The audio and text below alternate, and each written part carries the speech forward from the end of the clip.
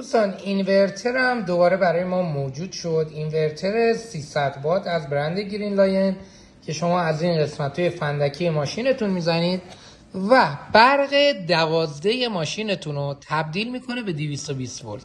یه نکته رو من همین اول بگم دوستان، اینا مبدل برقه، یعنی این که 12 رو به 220 وقتی تبدیل میکنه به هیچ عنوان به باتری ماشینتون آسیب نمیرسونه. 300 وات هم خودش خروجی داره، حتی شما اگر یه دستگاهی که 310 وات بزنید این اصلا روشن نمیکنه، از این قسمت روشن میشه. فن خنک کننده داره، 3 تا پیدی 30 وات داره، 4 تا یو اس بی داره و 2 تا خروجی برق. این کار خوراک بچه‌ای که اهل کمپن، وقتی میرن کمپ چند تا دستگاه و اینا میخوان بزنن، این کار واقعا به دردشون میخوره. یعنی شما اینو بگیرید بزنید توی ماشین، سفر خانوادگی هر جا که میرید تمام وسیله‌هاتون رو میتونید بزنید توی شارژ.